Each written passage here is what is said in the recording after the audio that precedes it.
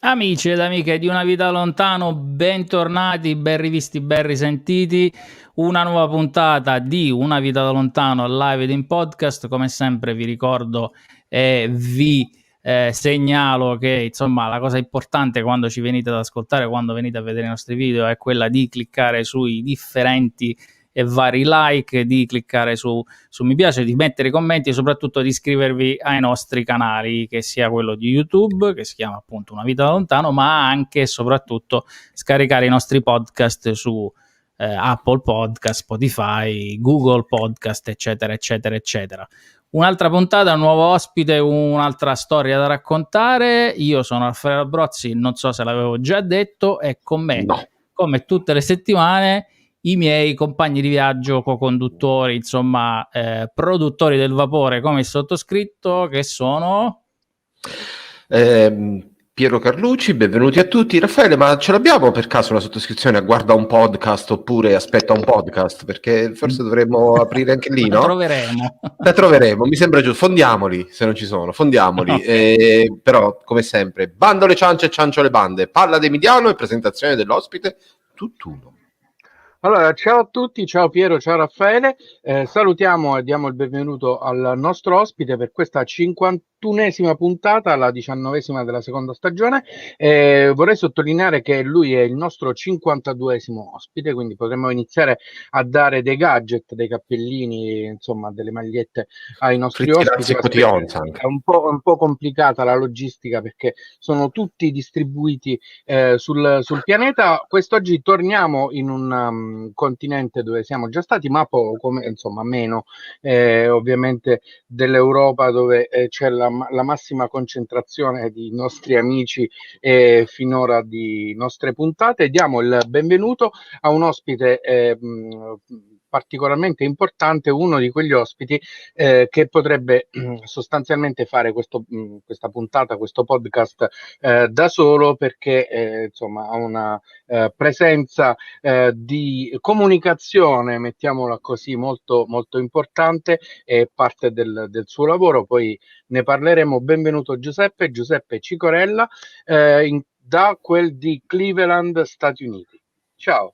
Ciao a tutti, grazie dell'ospitalità, è veramente un piacere per me essere qui, soprattutto perché da quello che ho capito rappresentiamo l'italiano che all'estero ha fatto delle belle cose, no? Ha ottenuto dei bei risultati, quindi mi piace l'idea di evidenziare di come noi italiani ci distinguiamo. Soprattutto una delle cose che dico spesso è che abbiamo quel resort problem che in altre parti del mondo, e non generalizzo perché ho lavorato nel mio settore in tutte le parti del mondo, credetemi, quindi noi italiani riusciamo sempre ad avere quella marcia in più, ad emergere dove altre persone affogano. Quindi sì, decisamente mi piace rappresentare l'italiano che quando vuole sa essere il numero uno.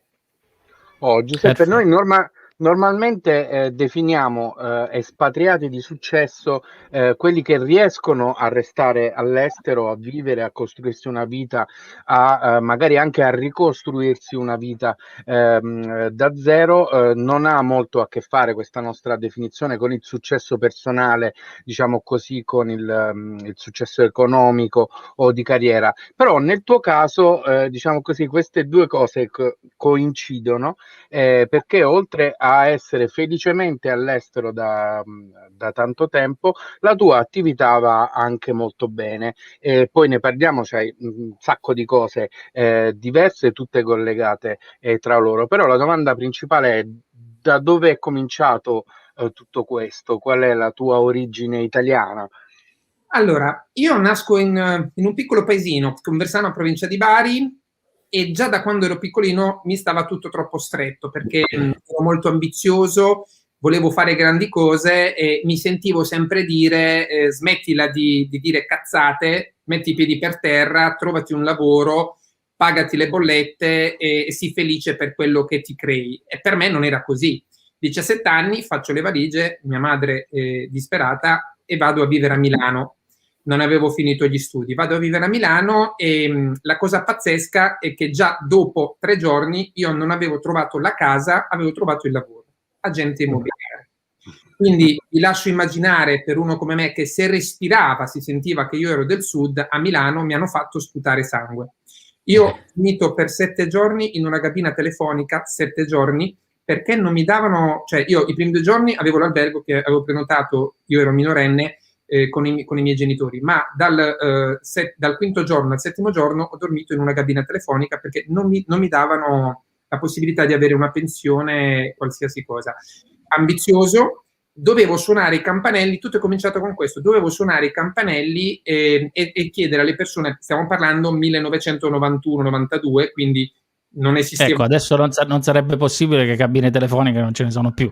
No, ma anche i campanelli. È possibile, Raffaele. Oggi tutti abbiamo 2 o 3 cellulari con internet, computer. Poi immaginate che io dovevo suonare i campanelli e chiedere se volevano vendere la casa, se conoscevano qualcuno che voleva vendere la casa o se volevano comprare la casa, e il milanese si vergogna a fare ciò. Per me, io dico, cazzo, mi pagheranno per suonare i campanelli. Quando ero piccolino ci divertivamo a suonare i campanelli. Scappare. Lascio immaginare. L'antesignano del trading online che ti telefona a qualunque ora del giorno e della notte sul cellulare per sapere se vuoi scambiare azioni, insomma, era una cosa molto propositiva, anche una situazione in cui mettersi in gioco in maniera totale. Ma in effetti mi odiavano tutti perché i risultati subito sono stati importanti. Tenete presente che nonostante mi abbia insegnato tutto, il mio datore di lavoro di fronte ai clienti mi chiamava Africa. Africa, hai preparato i documenti da portare al notaio? Africa. Invece di odiarlo, io sapevo che avrei potuto imparare tanto da lui perché era veramente bravo. Ve la faccio breve. Dopo 3 anni io vendevo gli immobili sopra 1 miliardo di lire, c'era la Lire a Milano, e dopo altri 2 anni io ho rilevato la sua agenzia immobiliare e ne ho aperte altre 2 contemporaneamente, perché il concetto del franchising, lui ha avuto il dono di credere in me quando nessuno attorno a me si fidava, e soprattutto, ripeto, perché c'era questo accento molto forte, e il milanese non piace questa cosa. Io ho perso tanti affari proprio per questo motivo, e ha investito su di me, quindi lui mi obbligava a fare corsi di dizione, fare corsi di crescita personale, e lui è stato il primo a prendermi e mandarmi a Londra, dove ho conosciuto Tony Robbins, e da lì è cambiata la mia vita. Queste occasioni ovviamente uno poi sostanzialmente se le deve cercare, e quando gli capitano le deve saper riconoscere, magari non come l'occasione delle occasioni, però come delle situazioni in cui effettivamente buttarsi senza, no, come dire, senza disattenzioni, perché magari ti possono capitare una volta sola nella vita. Questo è, diciamo così, una delle caratteristiche di chi cerca con ambizione di migliorarsi, di fare altre cose, di fare più cose, no? È un tratto comune. Sicuramente tu ce l'hai in maniera caratteriale, no? Perché appunto non saresti andato così lontano. Cosa invece ti ha spinto a cambiare paese e magari ricominciare da capo negli Stati Uniti? Il riconoscimento sociale, Emiliano, perché ancora oggi amici d'infanzia mi fanno questa domanda che mi infastidisce: quanti soldi al mese devi guadagnare per essere felice? Se si pensa a questo non si è capito niente della vita, perché il riconoscimento sociale, io oggi in America ogni giorno sogno a 48 anni, io ogni giorno mi sveglio e non vedo l'ora di cominciare a lavorare, che mi crediate o no, io mi sveglio alle 4 di mattina perché non dovrei, attenzione, la differenza, io oggi posso dirvi soltanto una cosa: i miei mentori sono Tony Robbins, Grant Cardone e Warren Buffett. Okay? Ho sempre seguito queste persone. Warren Buffett dice, quando... Va bene anche così. Se vuoi, non è un problema. Capita a tutti noi adesso di mischiare l'inglese con l'italiano, purtroppo. Anche più dura lingua. Anche io alle volte con gli italiani parlo qualche parola, that's it, say, no? Comunque Warren Buffett dice, quando knowledge incontra l'azione, il risultato è inevitabile, il successo, ok? I soldi inseguono le persone di successo, non sono le persone di successo che inseguono i soldi. Tant'è vero che ci sono delle persone che io conosco, e io in primis, io oggi sono considerato, non lo dico io, lo dicono i miei numeri. Io sono partito, se posso raccontare brevemente, ho comprato un biglietto per venire a vivere qui in America ed è stato un disastro, perché mi sono fidato di un realtor che comunque ha approfittato del fatto che un italiano come me voleva ambire ad avere grossi risultati in America, quindi mi ha venduto un ristorante all'interno di un mall ed è stato un disastro perché ho dovuto aspettare di ricevere il visto E2 perché non potevo chiuderlo. Come l'ho ricevuto, io ho chiuso il ristorante e non avevo più un soldo, perché tutto gira in America intorno al credit score. Cos'è il credit score? La capacità di gestire le carte di credito, ok? Quindi l'avvocato che mi seguiva nel business mi disse: Giuseppe, devi lasciare l'appartamento, ok? In quel momento così delicato è stato uno dei momenti più difficili della mia vita, perché ho perso quello che era l'amore della mia vita. Io ero venuto qui con la mia ex donna e in quel momento ci siamo parlati e lei mi disse: torniamo in Italia e riprendiamo da zero. Io ero convintissimo che ce l'avrei fatta e quindi ho dovuto scegliere, magari tante persone non saranno d'accordo con me, e quindi lei è ritornata in Italia, ci siamo lasciati, ho dato a lei gli ultimi spiccioli che mi erano rimasti per ricominciare in Italia e io sono finito a dormire in macchina. Sono finito a dormire in macchina perché se non paghi l'affitto ti macchiano il credit score e tu non puoi fare più niente. Io avevo tutto ben chiaro in testa di quello che avrei voluto fare. Qui in America c'è la possibilità con la tua macchina, facendo un'applicazione, di guidare per Uber e Lyft, l'equivalente di un taxi, ok? Io ho guidato per 18-20 ore al giorno, per 3 settimane di seguito, dormivo in macchina, quindi vi lascio immaginare il disagio, non potersi lavare, non avevo i soldi per mangiare, quindi se loro lasciavano la tips in contanti, io avevo i soldi per mangiare, ma io ho fatto anche 3 giorni senza mangiare. Gli americani lasciano tutti la tips, tutti, il 100%, però la lasciavano sulla carta di credito, quindi a me venivano pagato ogni 15 giorni. Certo. È stato duro, è stato veramente difficile dire a mia madre che andava tutto bene. Io avevo mia madre che la sentivo una volta al mese con una videochiamata, finisco a dormire in macchina sabato sera e lei mi chiama 10 volte: Giuseppe, tutto bene? Giuseppe, tutto bene? E io dico: cavolo, cioè neanche mio fratello, sangue del mio sangue, sapeva questa cosa. Mia madre, la connessione dei genitori l'ho vissuta sulla mia pelle, mi ha chiamato 10 volte al giorno per tutto quel periodo: Giuseppe, tutto bene? E io ridevo: sì, perché faceva la videochiamata. Sì, perché mamma mi chiedi questo? Comunque è stato difficile questo. Il karma, nonostante avessi queste difficoltà, tante volte quando mi fermavo al Walmart, se c'erano degli homeless, prendevo 2 panini invece di uno e uno lo davo a loro. Mi è sempre piaciuto fare questo. E il karma mi ha mandato questa persona. Questa persona gli ho raccontato la mia storia, mi ha ospitato a casa sua il giorno stesso, dopo 3 settimane, e mi disse: guarda, c'è questa mia amica che è grande di età, Panda, non me la scorderò mai, e tu ti prendi cura del giardino e lei è consuetudine in America, ti affittano una camera da letto e un bagno, e quindi io così ho ricominciato a vivere normalmente. Ogni break che avevo durante queste 3 settimane è stato difficile perché studiavo per prendere la licenza da realtor. Ok, siccome ho sempre detto la verità, ero un disastro con l'inglese, sono stato bocciato 7 volte. Che però è un esame difficile, da quello che ho capito io, nel senso che guardando un po' di video e di documentari, insomma, non è una cosa semplice prendere quella licenza in America. Non è il discorso difficile, e tu devi premettere che io facevo copia e incolla con Google Translate. Quindi sono stato bocciato 7 volte. La seconda volta la signora mi disse: guys, this is impossible. Without you speak English, understand English, is impossible for you, you get it. E io dissi: thank you to show me your limit, not my limit. Grazie per avermi indicato i tuoi limiti, non i miei limiti. L'8ª volta l'ho passata e da lì è cominciato tutto. Il mio primo flipping l'ho fatto con le carte di credito, per farvi capire la grandiosità di quello che è possibile fare in America. Oggi vanto oltre 1000 flipping fatti in Florida con clienti italiani e americani, e qui in Ohio posseggo 470 immobili, un asset immobiliare di oltre 30 milioni, una società con 87 dipendenti, società di management che gestisce questi immobili, società di costruzione, perché quello dicevo, l'italiano. Io avevo sempre problemi con gli americani che non rispettavano la timeline, non rispettavano i materiali, Adesso tutto internamente, c'è chi compra i materiali, chi fa le ristrutturazioni, chi fa le ispezioni. Ho dovuto creare tutto per mio conto.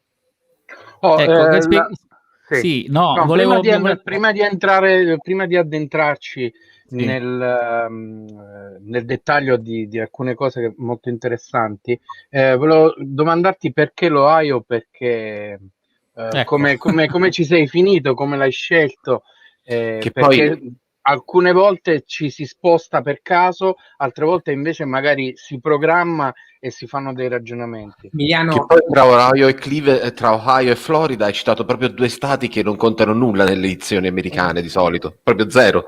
Anche l'americano stesso odia Cleveland. Guardate,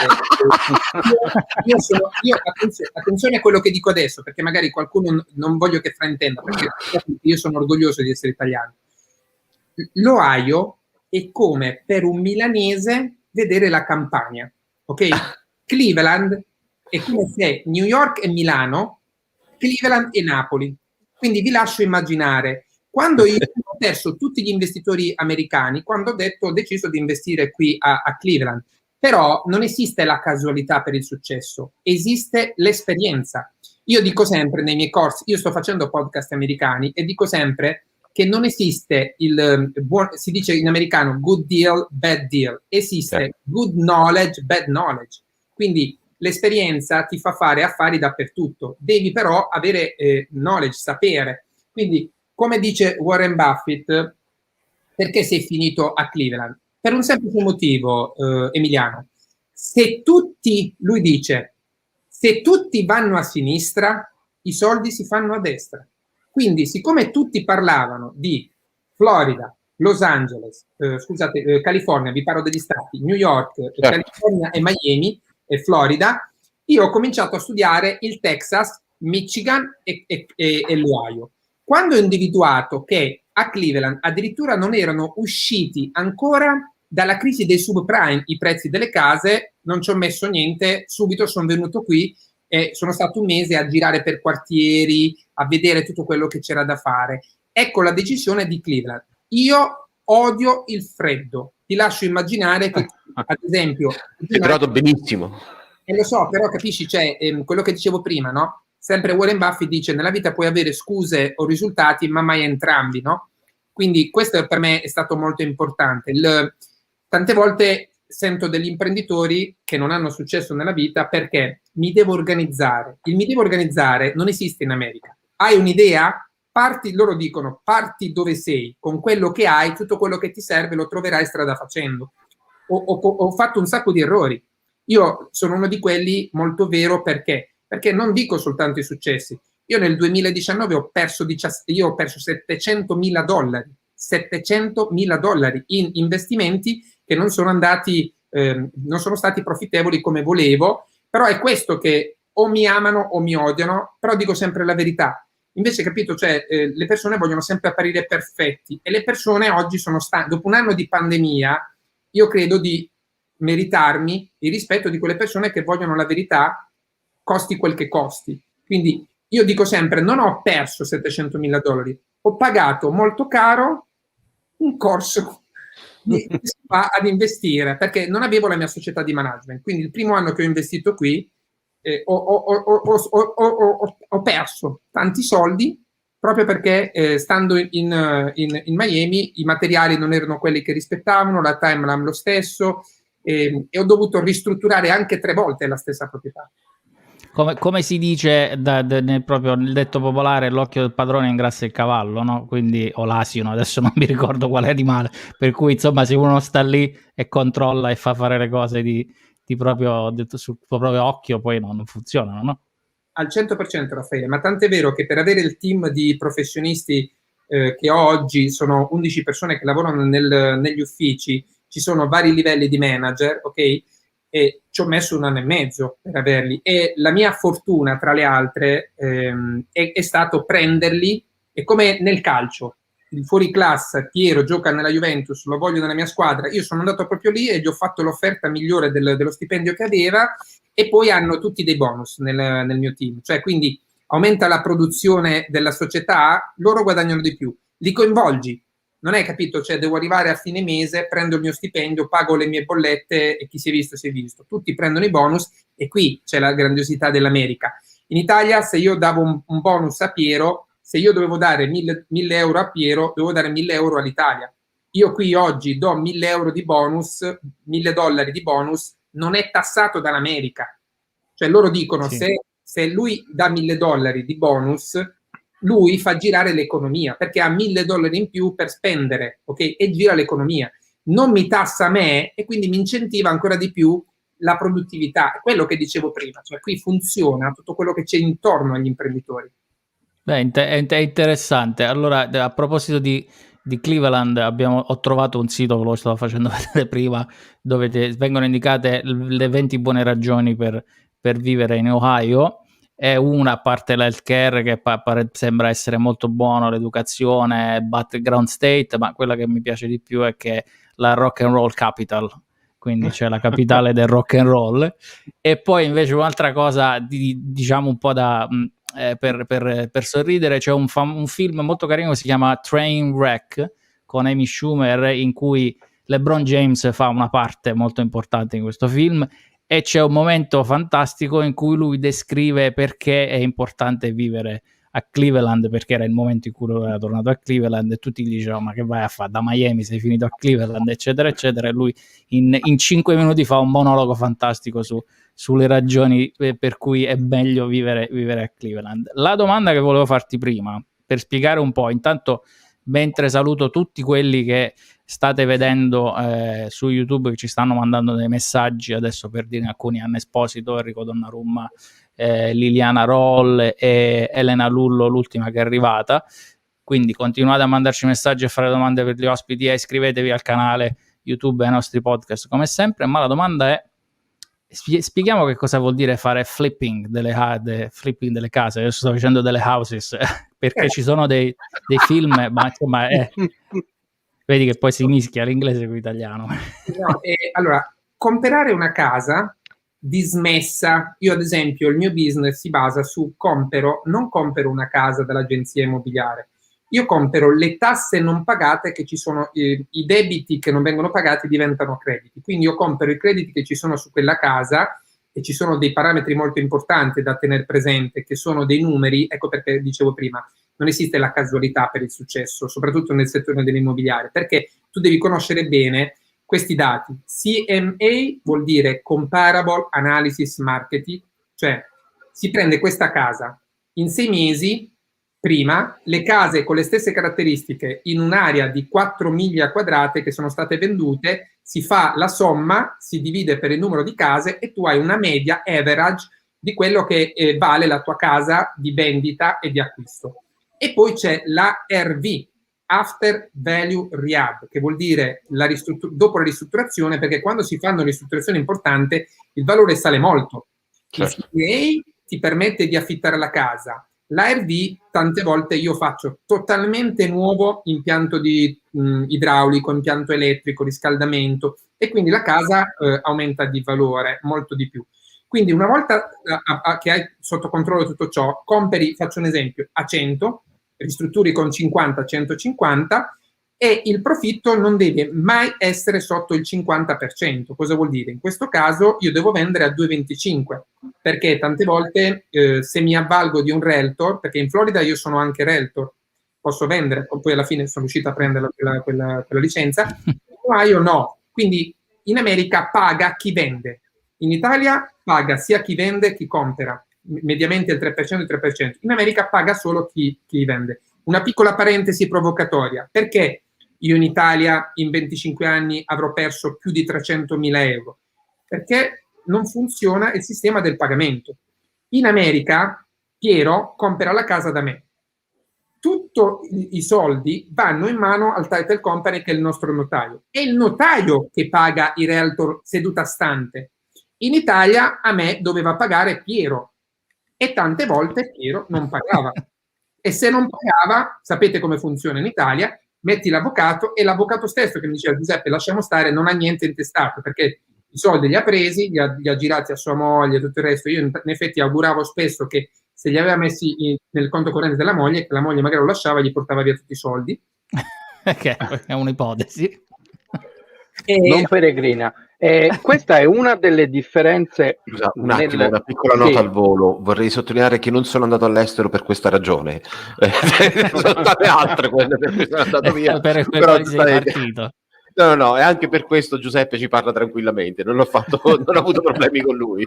Questa è una delle differenze nel settore immobiliare, nel tuo settore, tra gli Stati Uniti e l'Italia. Ovviamente di differenze ce ne sono tantissime, così come ci sono delle aree o delle parti delle nostre culture che non sono poi così distanti. Se dovessi, diciamo così, nominarci delle differenze che secondo te sono sostanziali, dei motivi per cui tu sei andato via volentieri dall'Italia, che cosa ci rispondi? Poi vediamo sulle cose che ci uniscono. Sì, una su tutte, quello che dicevo anche prima. Non esiste l'invidia, cioè proprio l'invidia, la gelosia del successo altrui non esiste, non sanno cos'è. Cioè, faccio un esempio: quando vivevo a Boca Raton, il mio dirimpettaio, una persona di successo, comprò la Rolls Royce, la mia macchina preferita. Mi avvicinai perché vidi tante persone avvicinarsi e non riuscivo a capire perché tanti gli facevano un regalo, un present, ok? Quindi io gli chiesi, today is your birthday? Lui disse no. E dici, cazzo, perché gli fanno i regali? No? Alla fine mi hanno detto che quando lui compra una macchina più grande o una casa più grande, associano a un successo, quindi loro festeggiano, quindi ti dicono sei un grande, questo è il mio regalo per te per dirti sei un grande. La cosa proprio, c'è due abissi, sono questi. Io purtroppo ho avuto amici d'infanzia che mi hanno mandato accertamenti fiscali perché gli dava fastidio che io arrivavo in alto e che magari loro erano lì dove li ho lasciati 30 anni fa. Quindi questa cosa qui, c'è una differenza abissale della mentalità ma io non la vedo solo con l'Italia, perché io ho lavorato molto in Francia, in Spagna, sono i paesi anglosassoni con i paesi a maggioranza cristiana, cattolica. Se voi pensate che noi siamo il paese dove la Chiesa dice i soldi sono del diavolo, io sono molto credente, ma in Gesù Cristo, non nella Chiesa.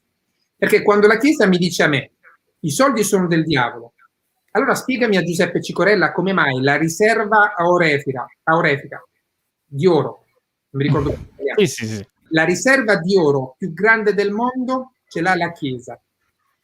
L'asset immobiliare avuto in donazione più grande del pianeta ce l'ha la Chiesa.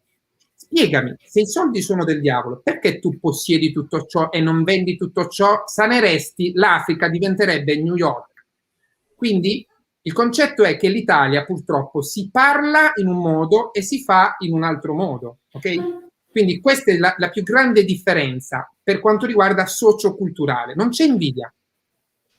La cosa che amo, noi quattro, Piero, Emiliano, Raffaele, Paolo, Piero, Emiliano, Pierpaolo. Piero, Emiliano e Raffaele e Giuseppe, che sei il quarto. Se noi in una stanza, in un meeting, a me è capitato più volte questa cosa, si parla di Giulio Cesare, ti interrompono subito e ti dicono shut up, he's not here, stai zitto, lui non è qui. Da noi si fanno i club per parlare di quello che fanno gli altri. Io ad esempio sto riscontrando un risultato molto positivo, un successo importante su Clubhouse. Clubhouse è un nuovo social che in America sta facendo numeri importanti, e se tu entri in una stanza americana e parli di qualcuno che non è presente, ti cacciano via, ti buttano fuori. In Italia fanno le stanze per parlare male di Piero o della ragazza di Piero, queste cose qua. Quindi questa è la cosa che mi dispiace, ma ne faccio volentieri a meno. Queste sono le differenze sostanziali, socioculturali. Di business posso cominciare a parlare adesso fino al 2022. L'Italia è un paese che prende dai genitali l'imprenditore e lo stringe fino a farlo morire. L'America, come l'imprenditore comincia ad ingrandire, ti manda l'IRS e ti dice che cosa possiamo fare noi per aiutarti. E ve lo dico per esperienza, perché io da 0 a 7 dipendenti arriva l'IRS e mi dice, io non capivo bene l'inglese ancora perché stiamo parlando di 3 anni fa e mi dice how we can do to help your grow up, no? Grow up your business. Cosa possiamo fare per far crescere il tuo business? Io guardo la mia segretaria che capiva l'italiano e sono scoppiato a piangere. Perché io ho detto, cioè, o mi stanno prendendo per il culo o non. Scusa, spieghiamo che l'IRS non è la versione americana di Invitalia, ma è la versione americana del fisco.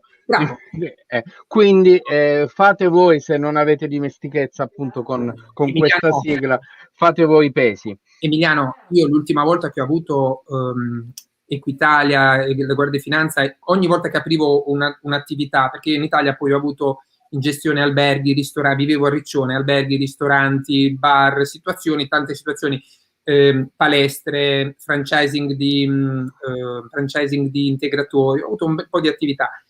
Quando è arrivata la Guardia di Finanza e tu vedi che devono per forza farti una multa, e mi fecero la multa perché me lo ricordo che non c'era attaccato il coso vietato fumare all'interno, tu ti rendi conto che è una guerra persa, capito?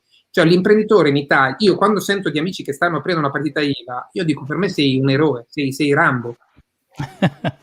Sì, però... Poi, vai Raffaele. Sì, no, dicevo, però la domanda è poi...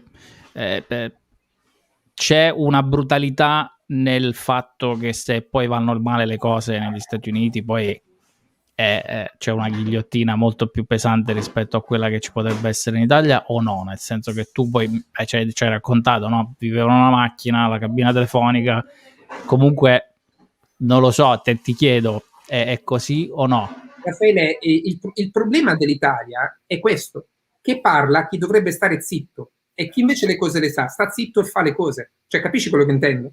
Quando un imprenditore non parla è perché non ha tempo da perdere. Se tu guardi, io perché fino a poco tempo fa non c'ero sui social, perché amo Clubhouse. Clubhouse sale sul palco, o hai esperienza, sapere, knowledge, know-how e i risultati ti premiano perché tanti ti seguono, perché dai contenuti di valore, o i vecchi social tu paghi e c'è qualcuno che ti crea contenuti. Quindi tutti vogliono apparire ricchi. Io conosco persone che stanno a Dubai, noleggiano in 12 una Lamborghini e tutti si spacciano proprietari di quella Lamborghini o una società di management a Dubai anche, ok? Quindi gestiscono delle proprietà e vedere che sui social questi qui si spacciano per milionari e invece da noi abbiamo visto che in 2 camere da letto e un bagno vivono in 10, capisci bene che vivono di fake news. Quello che dicevo prima, l'italiano vuole meglio, non voglio generalizzare, sì. la verità, ma va dietro le fake news.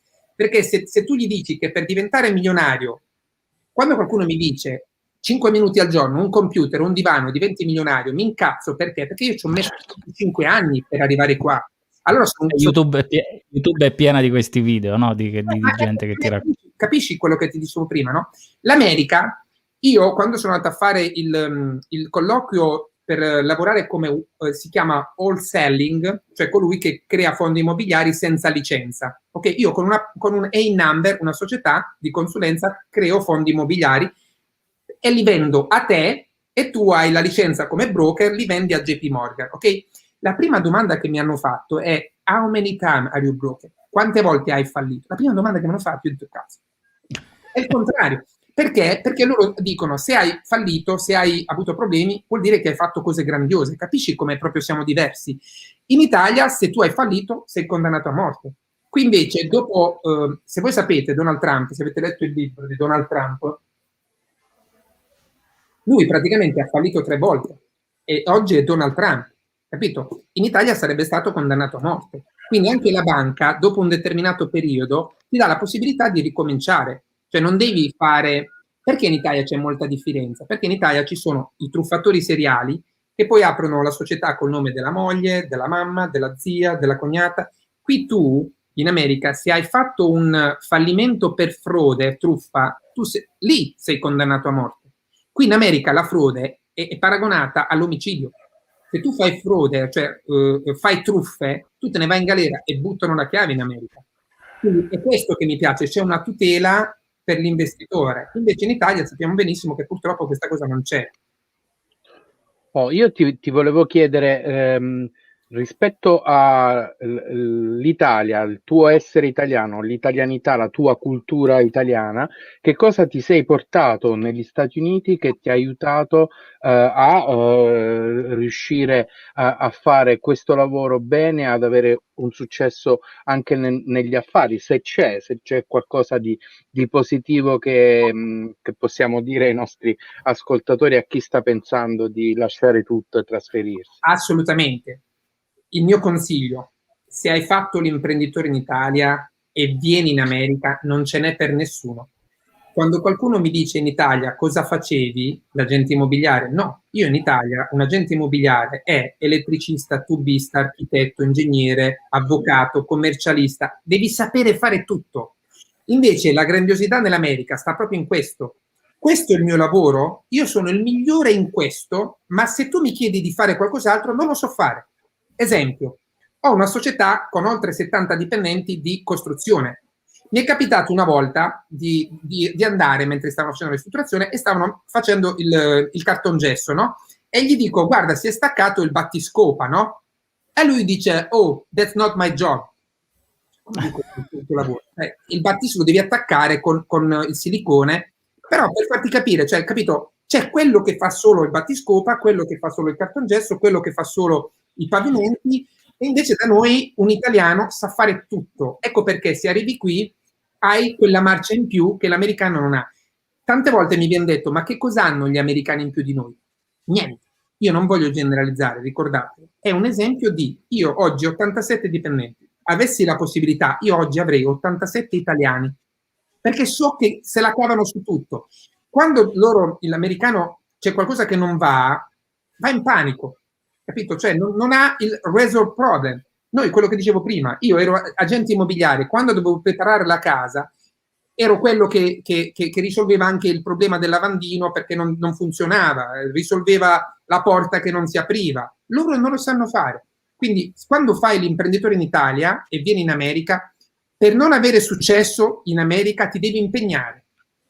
È vero, ed è nel nostro piccolo, adesso io e Piero che abbiamo lavorato e lavoriamo per aziende americane, abbiamo trovato lo stesso esempio, nel senso che lavorando in uffici italiani, per esempio, si sfascia la stampante, noi siamo sempre stati abituati a alzarsi dal nostro computer e andare a sistemare la stampante.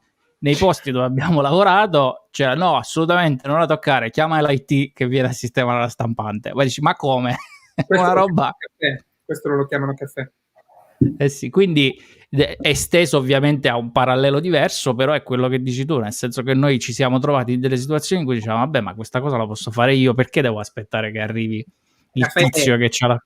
Per cambiare la cartuccia, a me chiamavano il tizio di Best Buy. Una volta che c'ero là, io gli dissi in italiano, ma sei handicappata tu, cioè cos'è? Devi alzare, togliere quella e mettere questa. Cioè non è che, ma that's not my job. No, mi paghi per fare questo, io non devo fare quest'altro. Quindi no, se l'italiano non ha qualcosa in meno, ha qualcosa in più. Qui quello che funziona è tutto quello che c'è intorno al business, non è l'americano che fa girare il business. Su una cosa sicuramente qui sono bravi rispetto all'Italia. Lo dicevo prima, il mio più grosso investitore, stiamo parlando di una persona che ha 1,7 miliardi di dollari di asset immobiliare. Se voi sentite parlare lui, non parla mai di soldi. I ricchi parlano di progetti, obiettivi e di quanti dipendenti posso assumere se apro una nuova azienda. I poveri, io ho parlato con delle persone, perché tenete presente che per avere il primo sì a Cleveland, io ho fatto 5.000 Skype. Sapete quante sono 5.000 Skype? Se oggi mi diceste, se tornassi indietro le rifaresti? No, perché il 99% di queste 5.000 persone non aveva neanche i soldi per comprare non la casa, il biglietto aereo per venire in America. Oggi ho un sistema che funziona perché mi fai vedere la prova fondi e allora io faccio ti dedico il mio tempo, ok? E tante volte le consulenze sono a pagamento. E solo in Italia mi dicono, ma $250 per un'ora? No, amico mio. Tu non stai pagando $250 per un'ora, tu stai pagando $250 per 29 anni di esperienza. Se quello che tocco sto avendo risultati, io oltre all'immobiliare, a gennaio parte un mio franchising di alimentazione, sarebbe dovuto partire già a gennaio scorso, con la pandemia l'abbiamo spostato di un anno. E tenete presente che a gennaio parte questo business, ci sono già 50 preiscrizioni. Cosa vuol dire? Che hanno messo i soldi a terra, abbiamo aperto la società. Perché io in Italia facevo formazione per istituzioni come Camera del Commercio, Rotary Club, Lions Club, quindi so la realtà italiana e so ancora di più la realtà americana. Perché funziona? Perché io sono il loro socio. Quindi non è un agente immobiliare che ti trova l'immobile, questo è tuo e ti si è visto. C'è uno studio dietro, e qui il discorso del Warren Buffett dice: i ricchi fanno sempre soldi perché pagano consulenze, i poveri perdono sempre soldi perché chiedono consigli. Cioè, qui vi fa capire. Perché vi dico questo? Perché chi mi sta seguendo in questo progetto è la società che sta a Los Angeles che segue Starbucks, Dunkin' Donuts. Quindi ci sono serviti un sacco di soldi. Quello che in Italia tante volte io facevo fatica a far capire: un business plan in America, la prima riga è investimenti in marketing. In Italia è l'ultima riga. Se faccio i soldi... Se c'è. Sì, ma capito? E io dicevo, se tu hai il miglior prodotto, ma non lo fai sapere, non lo venderai mai. Quindi questo è il discorso. Cioè, oltre all'immobiliare, spingo molto per il franchising. Io sono in America una società di startup angel investor. Ho comprato 7 startup dagli italiani, però le ho volute io al 100% perché loro addirittura volevano lavorare in America con un SR italiana. Ho detto no, non mi interessa. Questi sono i soldi, l'ho presa io. Una di queste 7, però è americano, sta andando fortissimo. È una startup pazzesca, non ne posso fare ancora i dettagli perché dobbiamo fare con gli ultimi marchi, però vi faccio capire come l'America funziona. L'America funziona in questo. Differenze? In America io devo fare una ristrutturazione, vado alla City, preparo un'application, se loro non mi rispondono, rido perché è fantascienza, se loro non mi rispondono entro 48 ore, io parto con i lavori e sono legalmente a posto. Io a Milano, non a Caltanissetta, a Catanzaro, a Milano ho aspettato 6 mesi per avere un cambio di destinazione d'uso che mi dicevano che non era regolare.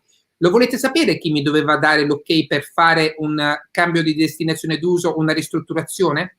Una professoressa laureata in filosofia.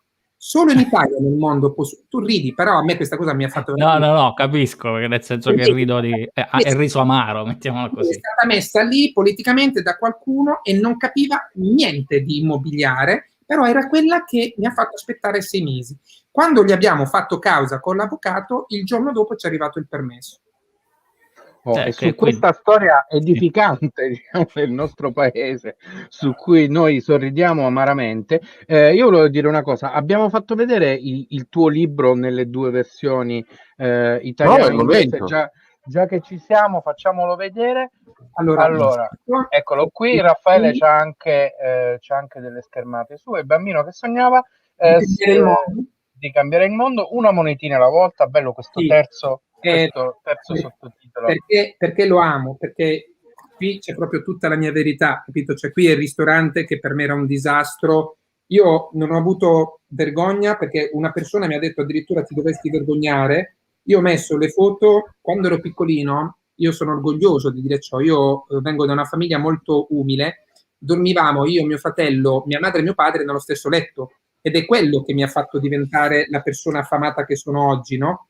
Quindi ho le fotografie addirittura della casa. Ecco, guardate, qui è quando sono arrivato a Milano, che il giorno lavoravo come agente immobiliare, la sera lavoravo come barista, perché dovevo fare soldi. Ho le fotografie della casa dove vivevo con i miei genitori, dove, ecco, guardate, questa è la mia prima 500 lire che io ho guadagnato a 9 anni. È la tua numero 1? Sì, ma a 9 anni io già lavoravo con mio zio a fare praticamente i mercati di frutta e verdura perché volevo guadagnare i soldi.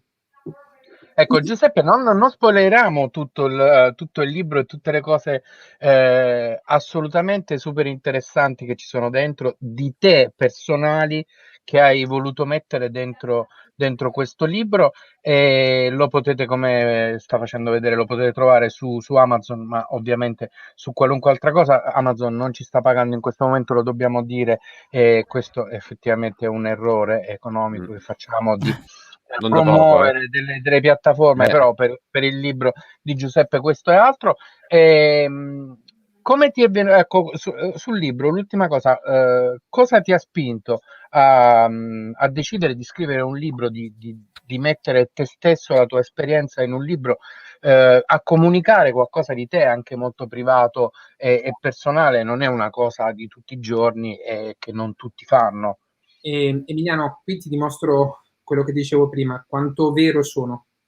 Il libro ci rimetti, perché io sul libro ci guadagno il 10%. E quando me l'ho detto mi veniva da piangere, perché ho scelto la copertina di qualità, tutto. Volevo un libro che facesse ritornare a sognare le persone, Emiliano. Io il 2014, e vi dimostro che non ho paura di niente, oggi, io ho passato l'anno più brutto della mia vita, perché io prendevo antidepressivi, Lexotan per dormire, ero finito, non volevo svegliarmi, ho passato settimane a letto senza far niente, e ho amici che in questa situazione si sono tolti la vita. L'idea che io possa aiutare qualcuno a capire che anche quando le cose vanno male, perché quando finisci a dormire in macchina, non è facile per me parlare di queste cose, io mi sentivo un fallito. Quindi io dicevo, magari sono sbagliato io, magari ho sbagliato tutto io. E le persone, quelle più deboli magari, o che non hanno qualcuno, o che non hanno un sogno, perché io facevo gli esercizi di Tony Robbins di visualizzazione, quindi chiudevo gli occhi e immaginavo quando sarei diventato ricco, immaginavo tornare a casa, vedere la famiglia, i bambini che mi corrono, lo immaginavo e questo mi dava forza. Ma nel 2014 io stavo facendo una brutta fine. Quando ho fatto il click, quando si è tolto la vita un mio amico imprenditore che più giovane di me, non voglio fare il nome, si è impiccato. Perché non vedi speranza. La banca non ti dà i soldi, ti tolgono la casa, perché qui è illegale ipotecare casa tua per avere i soldi e usarli per il tuo business. Vi rendete conto? Da noi invece è quello che ti vogliono fare. Okay? E quindi il libro nasce per far capire che dovete seguire le persone che vi dicono la verità, non quelli che vi vogliono far vedere alle spalle il jet privato, la Lamborghini. Io oggi ho degli incassi pazzeschi, ok?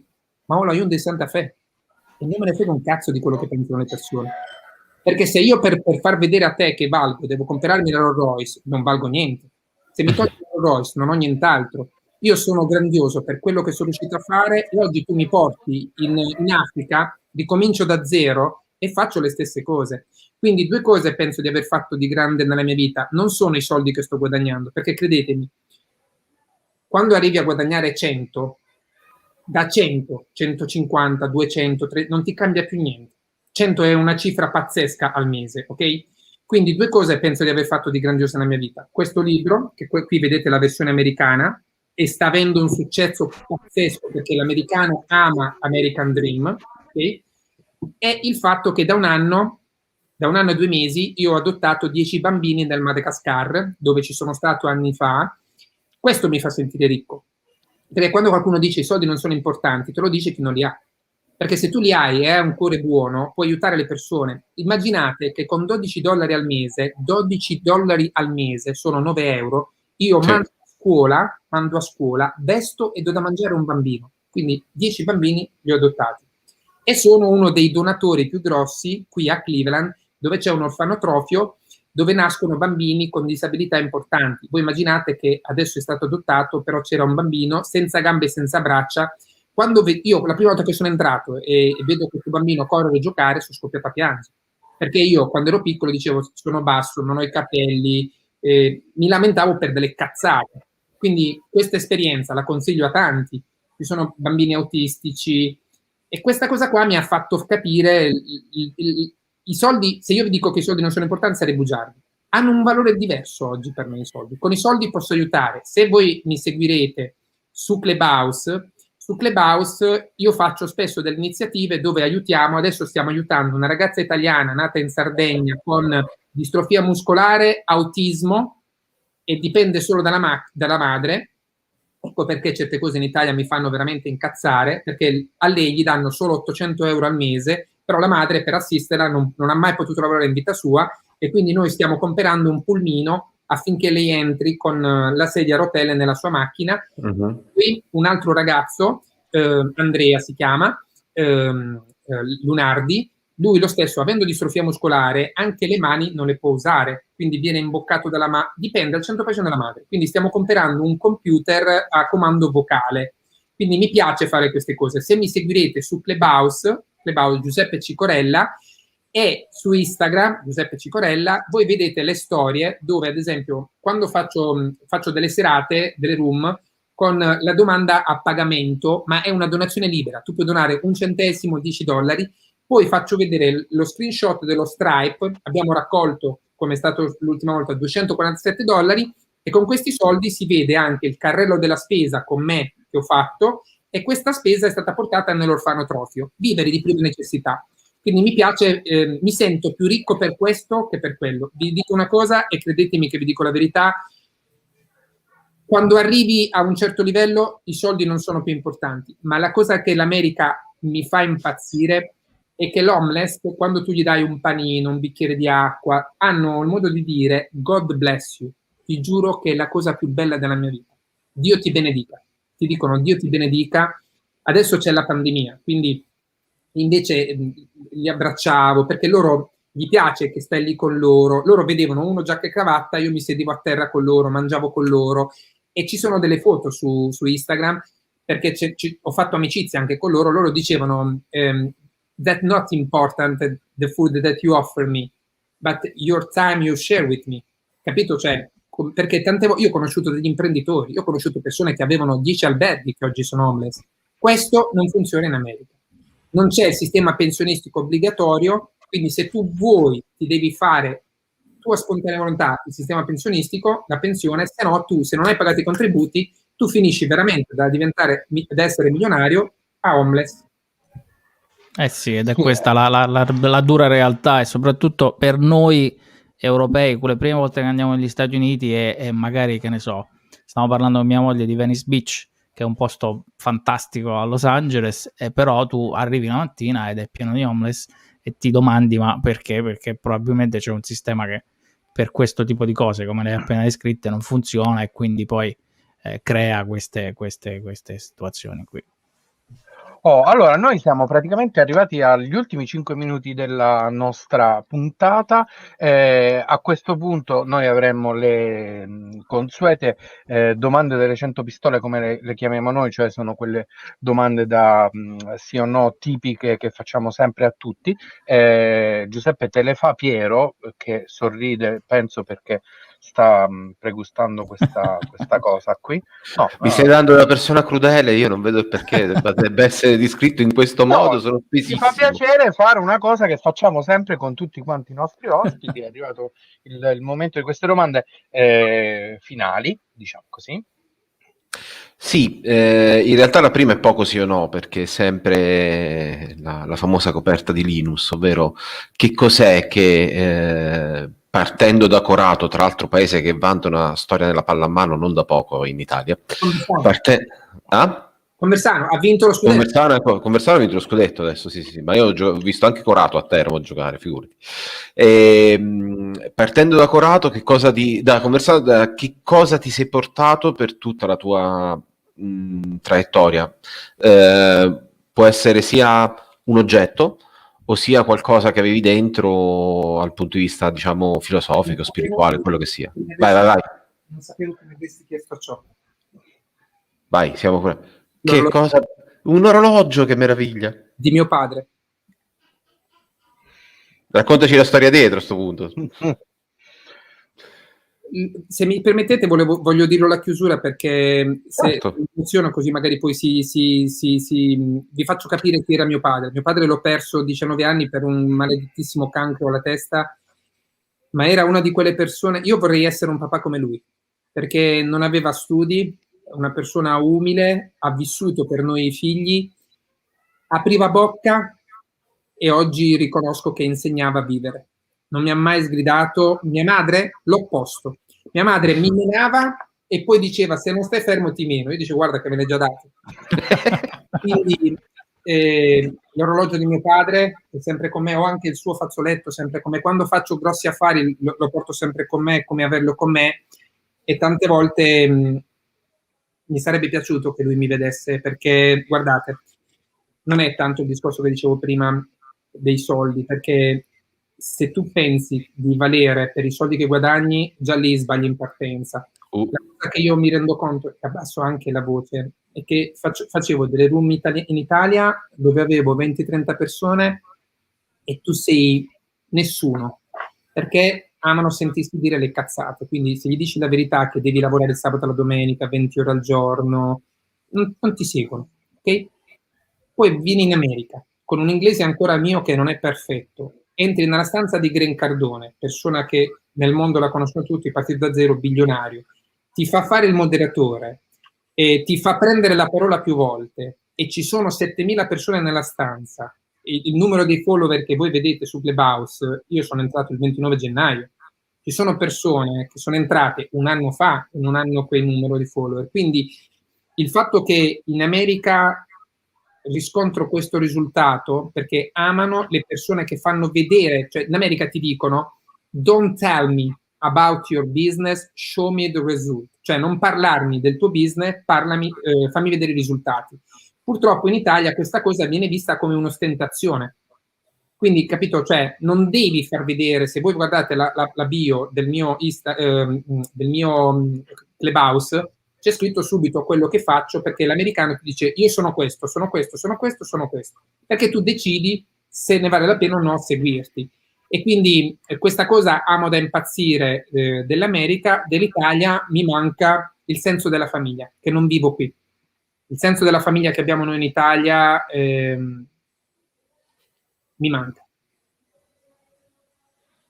Beh, chiaro. E poi l'ultimissima sarebbe in questo caso un dono che fai ai nostri ascoltatori. Dici 3 cose che una persona che in questo momento è indecisa e ha bisogno di una spinta per provare un'esperienza all'estero, magari anche in questo caso solo di crescita e non di vita, perché dovrebbe farla? Allora, guardate, il discorso è questo. Se devi fare il dipendente, o lo fai in Italia o lo fai all'estero, non è che cambia tanto. A me tante volte gli amici mi dicono ma guarda Giuseppe, io non posso perché ho i figli. E io ti dico che io lo farei proprio per i figli, perché l'America è veramente meritocratica. Tu puoi essere il figlio di Silvio Berlusconi, se non hai determinato... Vi lascio immaginare soltanto questa cosa qua. Io sapete che in America puoi anche frequentare, non puoi fare gli esami, ma puoi frequentare dei corsi universitari. Vedere che in America fanno corsi di economia industriali che hanno industria alle spalle e da noi ti insegna a diventare imprenditore, uno che per tutta la vita farà il dipendente, voi capite che già c'è qualcosa che non va. Quindi fare esperienze all'estero ti arricchisce e ti apre la mente, ma vi dico con tutta umiltà, e abbasso anche la voce, scordatevi di cambiare la mentalità italiana. Io sono quello che nel 2008 sono stato invitato per i risultati ottenuti da Airbnb al lancio in California, a San Francisco, precisamente per lanciare Airbnb. Non posso dire chi, 2 società, io non ho parlato con i dipendenti, ho parlato con i CEO di 2 franchising più grossi in Italia e loro mi dissero non funzionerà mai. Io nel 2010 sono arrivato dall'America e ho cominciato ad investire in Bitcoin, ok? È una truffa, stai attento, mi davano a me del truffatore, mica li avrebbero dovuti comprare da me, non potevano, tramite un altro. Oggi, per queste persone, io ho avuto culo. Quindi la mentalità italiana è difficile da cambiare, perché quello che non conoscono non cercano di capire e approfondire, lo respingono. No, non funziona, ok? Stesso discorso nell'ultimo anno con Dogecoin. Era una truffa per tanti Dogecoin. Oggi tutti vogliono fare Dogecoin. La parte finale, se tutti fanno una cosa, non è più un affare. L'affare è quando la conoscono in pochi. Ecco, e se Elon Musk stesse un po' più zitto forse sarebbe anche meglio, ma questa è un'altra storia a proposito di cryptocurrency, no? Funziona per molte cose in effetti, però ecco, fra una decina di giorni capiremo se aveva un'idea dietro oppure se lui è proprio così, no? A scoppio ritardato, poi si capiscono i risultati. Noi invece siamo arrivati alla fine della nostra puntata, così in maniera molto liquida, molto veloce, molto tranquilla, ci hai detto delle cose super interessanti, ci hai detto anche delle cose di te che non si raccontano al primo venuto di solito, e questo dimostra come tu sia effettivamente vero e disponibile a fare delle discussioni, a partecipare con tutto te stesso anche a un piccolo podcast come siamo noi. Per questo noi ti ringraziamo moltissimo, Giuseppe. Io ti saluto per primo, siamo in tre, ognuno deve fare il finale a modo suo. Posso dire una cosa finale? Certo, assolutamente. No, vai così. No, ti volevo dire, tu sei il nostro 52esimo ospite, per cui questa era la 19esima puntata della seconda stagione. Io per primo ti ringrazio, uno degli altri due soci adesso fa un'altra conclusione e così via. Guarda, prima di passare agli appuntamenti, ti lascio la palla proprio per fare la tua considerazione finale, così che poi ci aggiorniamo sulle prossime date. Vai Giuseppe, tutto tu. La persona che sono è dovuta alla promessa che ho fatto a mio padre, perché mio padre sin da piccolino mi diceva: io lo so che farai grandi cose, ma non dimenticare mai da dove sei partito. Rimani sempre te stesso, aiuta le persone, non vantarti mai per quello che hai, ricordati quello che sei diventato e perché hai lavorato duramente. Se le persone, soprattutto in Italia, stessero un po' zitte e non giudicassero qualcuno per quello che loro pensano, ma magari pensate a quello che quella persona ha perso nella sua vita per essere lì, a quanto ha sofferto per essere lì, a tutto quello che ha dovuto passare per essere lì, difficilmente qualcuno continuerebbe a giudicare, a puntare il dito contro questa persona, perché io dico sempre: fai molta attenzione a quello che dici di una persona, perché tanti stanno combattendo una battaglia di cui tu non ne sei al corrente. Ecco che cosa mi fa male, fa veramente male, perché sapere che ancora oggi persone che mi conoscono da una vita sostengono che chissà che cosa sto facendo per guadagnare questi soldi qua, uno, mi dà la certezza che io in Italia non ci tornerò mai più, verrò per trovare i miei genitori, e due, il fatto che comunque la cosa più importante che io sto facendo nella mia vita non è quello che sto accumulando, ma il fatto di dare la possibilità ad altre persone di realizzare se stessi, perché tutti meritiamo di vivere i nostri sogni, e avere qualcuno che crede in te oggi, nel 2021, è la cosa che manca di più in Italia. Sì. Fantastico. Per cui ragazzi, scusate, ho avuto un attimo di... hai colpito anche me, mettiamola così. Ricordiamo i nostri appuntamenti, per cui ci rivediamo con tutti voi, ringraziando Giuseppe ancora per la partecipazione. Ci rivediamo con tutti voi domenica prossima, il 23 maggio, per la preview, e giovedì prossimo per la nuova puntata, il 27 di maggio alle ore 18:30 BST, 19:30 CEST, 20:30 EEST, o invece, se siete tra i tanti fan di tutti e due i piloti della Ferrari, che curiosamente quest'anno condividono il nome perché sono Charles e Carlos, e quindi vi siete trasferiti finalmente a Charlesville, ecco. Esatto, vi dovrete connettere alle 12:30 del pomeriggio, quindi il primo pomeriggio. Mi raccomando, non perdete la puntata, che Raffaele va in onda dove? Va in onda su YouTube, su Clubhouse, ne abbiamo parlato tanto oggi, quindi sì, ricordatevi di seguire me, e quindi poi seguite Una Vita da Lontano, di iscrivervi ai nostri canali, al canale YouTube, ai nostri podcast su Spotify, su Apple Podcast, eccetera eccetera. Basta cercare Una Vita da Lontano, ma soprattutto cliccate sui like, lasciate i commenti e condividete i nostri podcast, perché stiamo crescendo sempre di più, ed è importante per noi che queste storie non rimangano confinate solo da una parte, ma che vengano condivise con tutti. Questa era Una Vita da Lontano live in podcast con Giuseppe, grazie mille, è stata una puntata fantastica, sicuramente ne faremo un'altra nei prossimi 6-8 mesi, è stato un piacere come sempre, ci sentiamo la prossima settimana, ciao!